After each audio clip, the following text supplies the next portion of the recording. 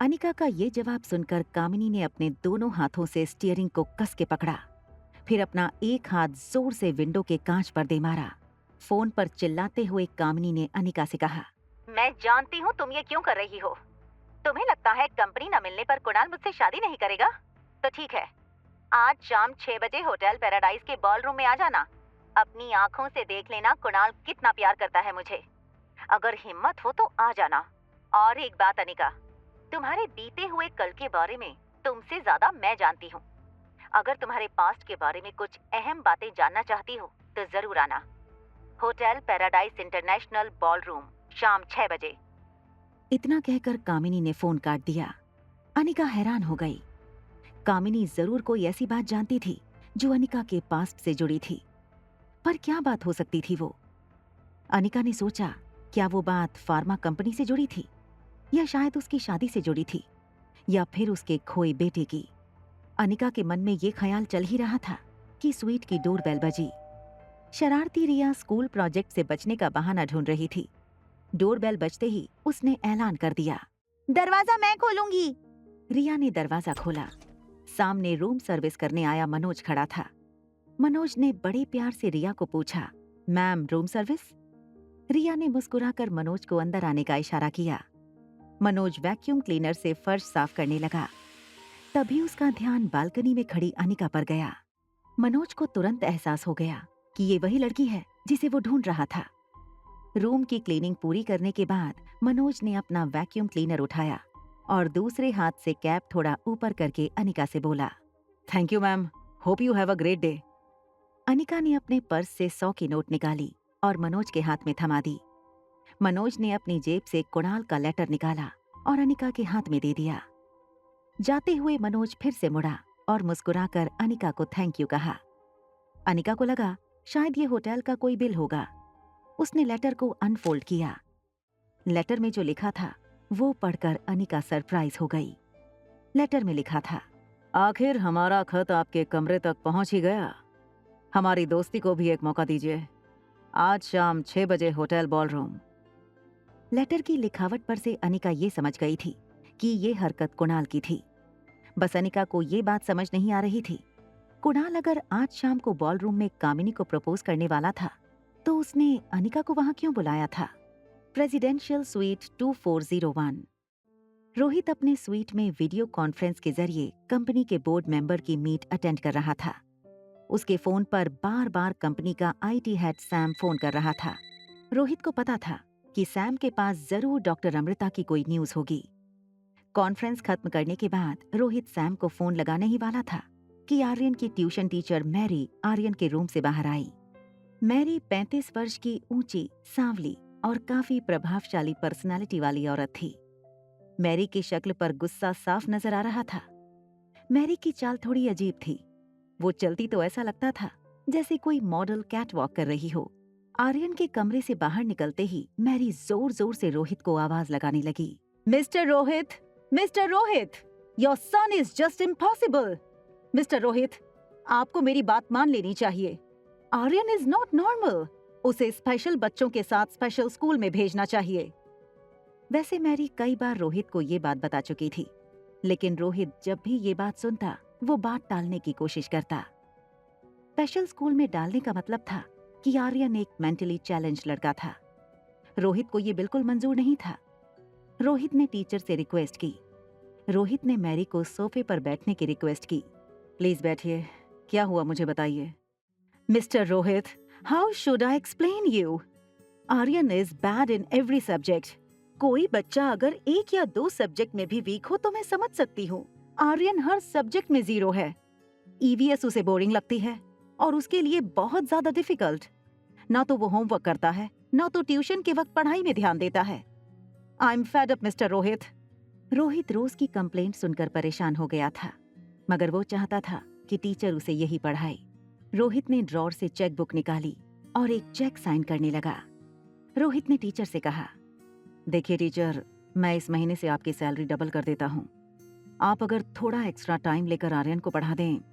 Mary ने रोहित को sign करने से रोक लिया। मिस्टर मारवा, मेरी सैलरी आपके बच्चे की आईक्यू नहीं बढ़ा सकता। Aryan is a special child.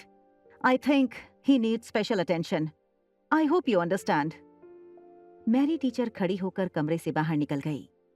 Rohit bedroom में आर्यन से बात करने जा ही रहा था कि फिर से सैम का फोन आया। इस बार रोहित ने सैम का फोन उठा लिया। बोलो सैम। सर, मैंने मेल का लोकेशन ट्रैक किया है। सर, बहुत हैरान कर देने वाली बात है। डॉक्टर अमृता ने जिस नेटवर्क के जरिए मेल भेजा था वो मनाली का है। इतना ही नहीं सर, वो डॉक्टर अमृता इस वक्त आप ही की होटल पैराडाइज में है। Sir, you can find her now. Rohit Marwah की दादी काफी समय से बीमार थी। डॉक्टर अमृता से अपॉइंटमेंट लेने की काफी नाकाम कोशिशें कर चुका था रोहित। अब उसके पास मौका था डॉक्टर अमृता से फेस टू फेस मिलने का। रोहित ने अपने स्वीट से बाहर निकलते हुए होटल रिसेप्शन को फोन लगाया। सिस्टम में चेक करके मुझे तुरंत बताओ, क्या डॉक्टर अमृता ने हमारी होटल में चेक इन किया है? मैं अभी नीचे आ रहा हूँ। This is urgent. Doctor Amrita हमारी होटल में है और हमें उसे ढूंढना है। Hotel paradise ball room. शाम के 6 बज चुके थे। बॉल रूम में एक एक करके कुणाल के सारे दोस्त आने लगे थे। मनाली के नामचीन परिवारों के बच्चे कुणाल के दोस्त थे। इनमें से ज्यादातर यंगस्टर्स रोज किसी न किसी पार्टी में जाने के आदी थे। महंगे कपड़े, जूते, लेटेस्ट फैशन की नुमाइश करने का इससे अच्छा मौका कहाँ मिल सकता था। लड़के अपनी घड़ियां, फोन और गैजेट्स शो ऑफ करने में लगे थे। लड़कियां अपनी डिजाइनर ड्रेसेस और ज्वेलरी दिखाकर एक दूसरे को जलाने की कोशिश कर रही थी। ऐसे में अनिका कामिनी को ढूंढती हुई बॉलरूम में आई। सिंपल जीन्स और कुर्ती में भी अनिका की खूबसूरती हर लड़की पर भारी पड़ रही थी। कमरे में मौजूद हर लड़की की नजर अनिका पर पड़ते ही उसी पर थम गई थी। बेचारी अनिका ने बिना किसी कसूर के काफी लड़कियों की दुश्मनी मोल ले ली थी। सारे लड़के जिस तरह अनिका को देख रहे थे उसे काफी ऑकवर्ड फील हुआ। वो चुपचाप कमरे के कोने में जाकर बैठ गई। Hotel reception. लिफ्ट से निकलते ही रोहित ने रिसेप्शन पर खड़ी लड़कियों को आवाज लगाई। Did you find doctor Amrita in the system? एक रिसेप्शनिस्ट जो कंप्यूटर पर कुछ चेक कर रही थी उसने कहा, sir, doctor Amrita is not our guest. Doctor Amrita नाम की किसी गेस्ट ने चेक इन नहीं किया है। रोहित ने आवाज ऊंची करते हुए कहा, how is it possible? Check again. मेरे पास इंफॉर्मेशन है, डॉक्टर अमृता इस वक्त हमारी होटल में ही मौजूद हैं and I want to meet her. It's urgent. ये कहकर रोहित ने रिसेप्शन डेस्क पर मुक्का मारा। रोहित के गुस्से से ज्यादा उसकी पर्सनैलिटी से डर लगता था रोहित के स्टाफ को। एक रिसेप्शनिस्ट ने हिम्मत करके रोहित को कहा, सर, हो सकता है कि डॉक्टर अमृता हमारे यहाँ रुकी ना हो, मगर वो यहाँ हमारे रेस्टोरेंट में या कॉफी शॉप में खाना खाने या कॉफी पीने आए हों। ये सुनते ही रोहित कॉफी शॉप की ओर मुड़ गया। कॉफी शॉप में बैठे सारी गेस्ट को देखने लगा, मगर रोहित की परेशानी ये थी कि ना तो उसने कभी डॉक्टर अमृता को देखा था, ना ही इंटरनेट पर डॉक्टर अमृता की कोई फोटोग्राफ मौजूद थी। बॉल रूम में लगभग हर लड़का अनिका से दोस्ती करने की कोशिश कर चुका था।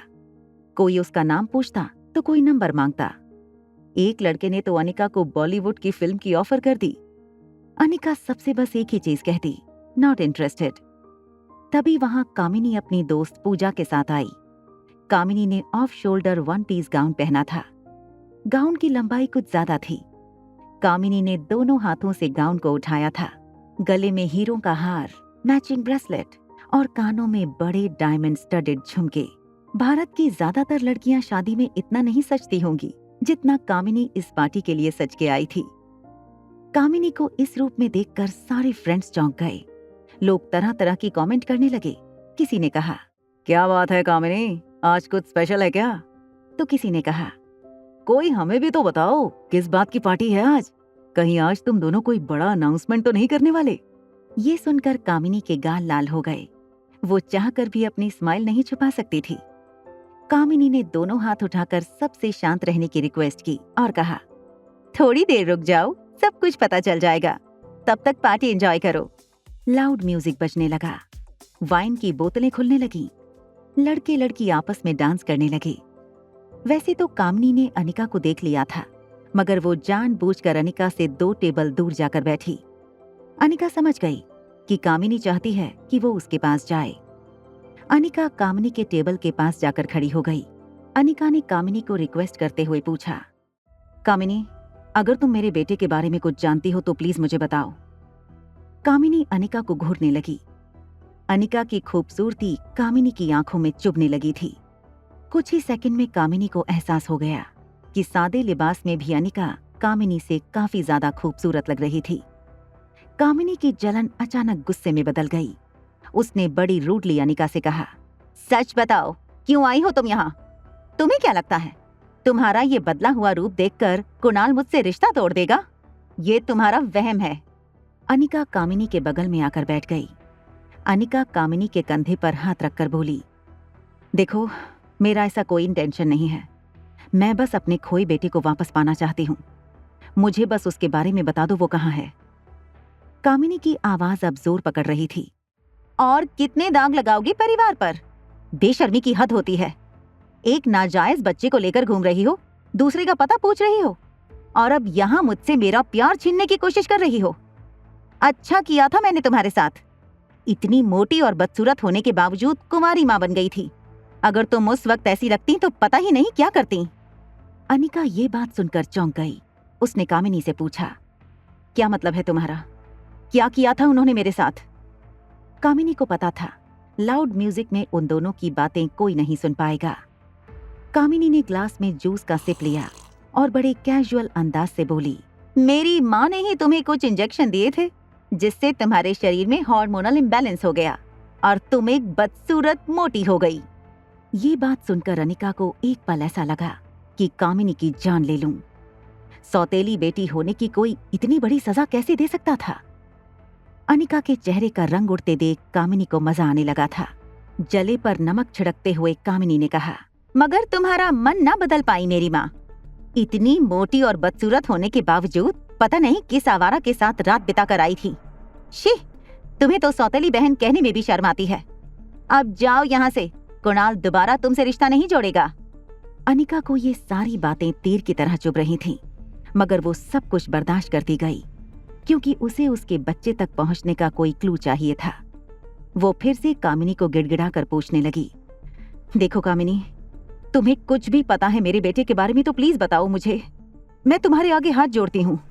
अनिका की तड़प उसकी आंखों और उसके शरीर में साफ दिखाई दे रही थी। वो कांपते हाथों से कामिनी के आगे गिड़गिड़ाने लगी। गलती से जूस का गिलास कामिनी के कपड़ों पर उलट गया। कामिनी अपना गाउन झटकते हुए खड़ी हुई। You stupid woman, stay away from me. मैं जानती हूँ तुम यहाँ किस मकसद से आई हो। Get out from here. Kamini ने अनिका को धक्का मारा। अनिका जमीन पर गिरी। उसे तो नहीं लगी, मगर उसका फोन टूट गया। तेज म्यूजिक में भी कामिनी की बातें काफी लोगों ने सुनी। कामिनी पूजा के साथ अपना ड्रेस ठीक करने वॉशरूम चली गई। तभी अचानक बॉलरूम की लाइट्स ऑफ हो गईं। मेन डोर की फॉलो लाइट शुरू हुई। जब गेट खुला तो अंदर कुणाल एक गिटार के साथ एंटर हुआ। Hotel paradise coffee shop. Coffee shop में रोहित हर टेबल पर जाके डॉक्टर अमृता के बारे में पूछ चुका था, मगर उसे डॉक्टर अमृता नहीं मिली। तभी उसे होटल के एक स्टाफ मेंबर ने कहा, सर, 4th फ्लोर पर बॉलरूम में कुणाल डोगरा की पार्टी चल रही है, वहां जाकर चेक करें, शायद डॉक्टर अमृता कुणाल डोगरा की गेस्ट हो। ये सुनते ही रोहित बिना टाइम गवाए बॉलरूम की ओर जाने लगा। बॉलरूम में चारों तरफ अंधेरा था। स्पॉटलाइट सिर्फ कुणाल पर थी। कुणाल ने गिटार की स्विंग पर एक बार जोर से उंगलियां फेरी और सबका ध्यान अपनी ओर खींच लिया। बड़े फिल्मी अंदाज से कुणाल बोला, आज मैं अपने दिल की बात एक लड़की से कहने वाला हूँ, बस आप सबका मुझे उसमें थोड़ा सा साथ चाहिए। अंधेरे में लोग आवाज करने लगे, अरे कौन है वो लड़की, हमें भी बताओ। किसी ने कहा, अरे भाई जरा खुल के बोलो जो कहना चाहते हो।